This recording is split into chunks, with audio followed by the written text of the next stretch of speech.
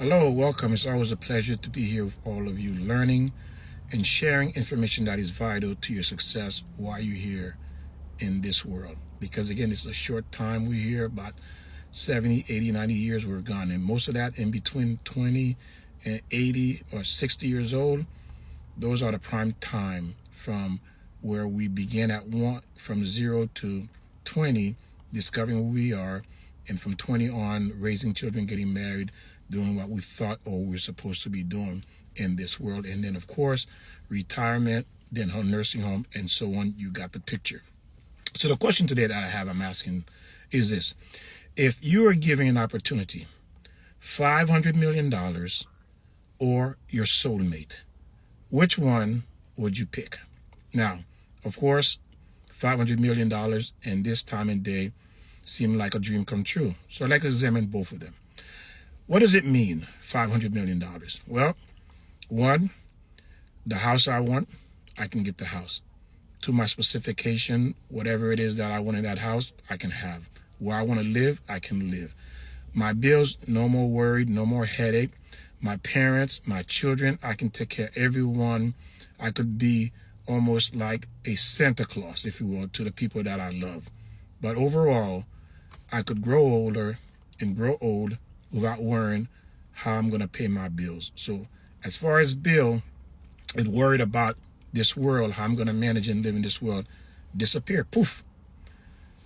So there was a question that was posed to Bill Gates, and they asked him, having all that money, did it make him happy? And think about it. We know Bill Gates has been rich for a very long time. And his answer was no. It's convenient, but it did not make him happy. But a lot of us thinking that money is happiness. If that were true, why would these rich men want to get married and want to have children? Why is it that they're not married? Why are they not happy with having all that money? They can do whatever they want in this world. And another person we can look at is Trump, our president. He's rich, but why does he want to be the president of the United States? Why do you want that headache for? Because there's an emptiness we're constantly seeking, and money is not the solution. Now, of course, a lot of people may argue, say, that's not true. But again, you're not the expert. I'm going to tell you why you're not the expert. You're not rich. You don't have the money these people have. Until you have it, then you know the answer to that. But they're telling you, by the way they live, money does not satisfy them. So now, as I said, no more headache, no more worries. That's gone. But let's look at the other side, the soulmate. What does that mean, soulmate? First of all, most of us don't understand the definition of soulmate. A soulmate means when you were in heaven, God took one soul and split that soul into two and put one part of it into a male body and the other part into a female body. It is announced, and you come down to earth, and your purpose is to reunite and connect with that soulmate, to become one. Because what happened is, once you complete that mission of uniting and coming as one to this world with that person, you go back upstairs to reconnect again. Because again, this is an eternal bond you're going to have. Meaning, imagine you living with someone for eternity. But again, this person, what makes it feel, it's not you, the other person, because the soul is contained in this physical body. But the soul, neshama, is you. You've just been split, and you do not know that's your other half that you're speaking to. So that is in the Torah, the Old Testament. It says that you are not allowed to hurt your soulmate, especially if the soulmate is a woman. You make her cry, God will kill you for that.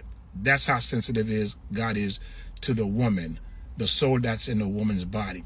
But the question is this: what is the benefit of having a soulmate? Now, if you've never been in love, then obviously you have no idea. And if you've never been loved back, definitely you have no idea what that means. And I've met a lot of people, especially women, said they don't know what love is. And that is a shame to live in this world. And the reason why, too, there are many reasons, is because you didn't meet your soulmate. Now, sometimes you could meet your soulmate, but that person just refused to do the right thing. They're not the same level. So therefore, You might have met and it's broken off, or they were not your soulmate and you met the wrong person, and that person taught you a lesson that makes you really hate dating, don't want to be with anyone. But again, this is not what we're talking about here. We are speaking about what is the difference between having $500 million and having your soulmate. So what does that look like, a soulmate? Imagine that I told someone this for a minute, and a child can understand that. Imagine that your father is Superman. Just imagine that for a minute. How would that make you feel? He's flying around saving the world, and people know that this is your father. You yourself will always be on top of a high. Of course, if you don't have an ego that you cannot reach your father, become equal to your father, that's a different story. But imagine how that feels. When you have your soulmate, what does that feel like? Imagine this as well. When you have a child, those of you who've been married and had children, what did you do? You did everything for that child. That child did not have to speak. You loved that child unconditional, and you gave them everything you can give them in your power, even if you had to work 2 or 3 jobs to make sure their needs are met. To understand a little bit closely, of course, it's difficult to explain this, but imagine someone loves you like that. Make sure every needs you have, every itch, anything that is disturbing to you does not exist. Imagine that you never know what it means to be disappointed, to be hurt, to cry by the person you love. Imagine that for a minute. It simply doesn't exist because you never experienced it. Disappointment. This person is always there for you. This person has shown you over and over how much they love you. You have completely 100% confident this person has your back. There's no doubt, there's no question in your mind about this person. The same way you felt about your child. Of course, a love between a man and a woman can never be matched with parents and children. That's 2 different things, because a parent and a child are not the same soul. But husband and wife, they have the same soul if that's your soulmate. And those children have to go find their own soulmate as well. They have the same soul that was split, that came down here. When you have your soulmate, it is a perfect harmony with that person. Imagine you living in this world. You never known what has been hurt, to cry, to feel embarrassed, disgusting, been hurt, been ashamed, let down. Those things don't exist for you. There's no doubts, there's no questions.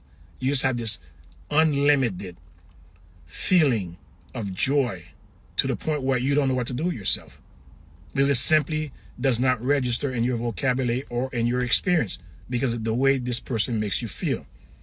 Imagine all you can think about is that person all day long. Everything become irrelevant. It means absolutely nothing to you. You don't care about the car. You don't care about the house. You don't care about even eating. You forgot to eat for 2 or 3 days. You have not eaten because why? This person is so exciting. You remember when you first started dating, the excitement, especially if you like that person. Now imagine that 1,000 times fold you are feeling with this person, because as you grow with this soulmate, the intensity of that connection gets stronger and stronger and stronger. Where it becomes addictive. You become like an addict. It's hard to understand this concept. It really is. Because why? You probably have never met anyone who understands what it means to be connected like that with someone that is their soulmate. Because why? Most of us experience pain and disappointment from people that we thought that we were going to build a life with. But the bottom line is this. To understand the connection is that, let's say your husband is in a meeting, he is about to close a deal that is worth $500 million. And the phone rings and it's you.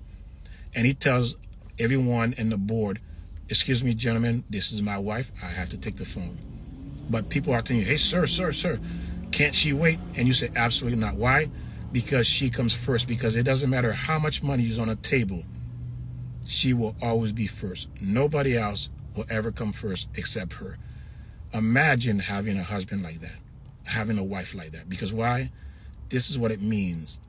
And this is a simple example of what a soulmate feels like. Thank you for learning with me, and I'll see you next time.